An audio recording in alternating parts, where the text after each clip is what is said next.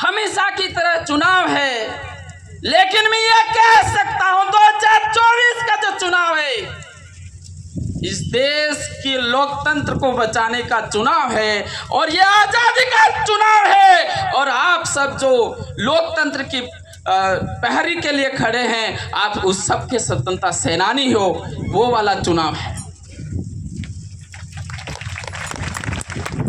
क्या हो रहा है इस देश के अंदर? आपने देखा होगा जनता ने जिसकी सरकार बनाई, बहुमत से जिसको सत्ता की चाबी दी, लेकिन दिल्ली में बैठी हुई तानाशाही सरकार ने उन सरकारों को खत्म कर दिया। ईडी के माध्यम से, सीबीआई के माध्यम से ये जो केंद्रीय संस्थाएं थी, इन संस्थाओं का दुरुपयोग करते हुए जनता के द्वारा चुनी हुई सरकारों को यहाँ पर बर्बाद किया जा रहा है या खत्म किया जा रहा है। आप सोचिए, अगर आज हम इसके लिए नहीं लड़ते हैं तो कल फिर चुनाव नहीं होंगे। ये मेरा कहना नहीं है, I am not telling this, it has been told by the BJP representative. BJP के बड़े बड़े नेताओं ने यह बात करी है।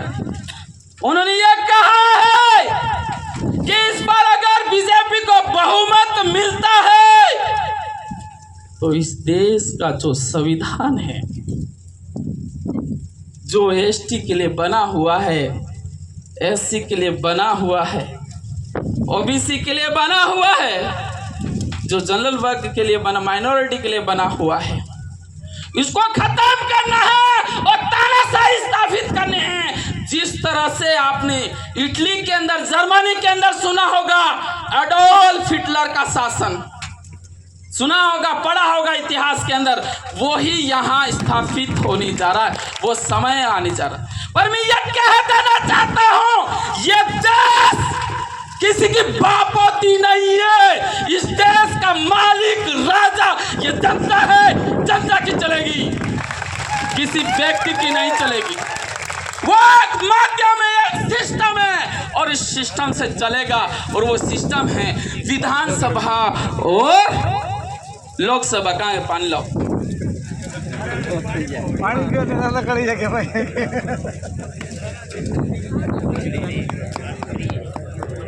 जनता जो चाह रही है वैसा नहीं हो रहा है। जनता जो चाह रही है वैसा होता तो ऐसी नौबत नहीं आती। आपने देखा होगा केंद्र में बैठी हुई मोदी सरकार, कौन सी सरकार? मतलब व्यक्ति विशेष की सरकार, तानाशाह की जो सरकार है, उस तानाशाह सरकार ने इन 10 सालों के अंदर भारत के संविधान के ऊपर हमला किया है और उस हमले के माध्यम से भारत देश की जनता के मौलिक अधिकारों को खत्म किया है। ये किया है, इसके अलावा कोई विकास नहीं किया है। Did you see any development during the last 10 years? Please, I am asking to all of you that what is the special achievement achieved by the then Modi सरकार? आप कोई बताओगे कि इन 10 सालों के बीच में नरेंद्र मोदी सरकार के द्वारा ऐसा क्या अचीवमेंट किया? कोई बताओगे आप में से? कोई अचीवमेंट नहीं। ऐसे कानून लाया है, वो कानून इस देश को बर्बाद करने में लगा हुआ है। युवाओं के विरुद्ध, युवाओं के खिलाफ, युवाओं के भविष्य को बर्बाद करने के लिए अग्निवीर स्कीम लाए हैं। अग्निवीर स्कीम के बारे में सुना होगा। इस स्कीम के माध्यम से जो युवा सैनिक बनेगा, जब वो जवानी मेन पॉइंट पे पहुंचेगा, तब तक उसको रिटायर्ड और नकारा घोषित कर दिया जाएगा। ऐसी स्कीम लाए हैं। 4 साल की नौकरी कभी सुनी आपने जिंदगी में?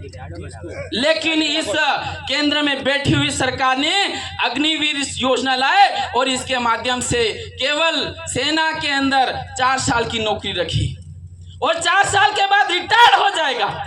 और इस दौरान उसकी तनख्वाह 20,000 रहेगी। आप सोचिए, युवाओं के सपनों पर हमला हुआ या नहीं हुआ? हुआ या नहीं हुआ? कौन लड़ेगा? कौन लड़ेगा? इस देश के युवाओं को लड़ना होगा,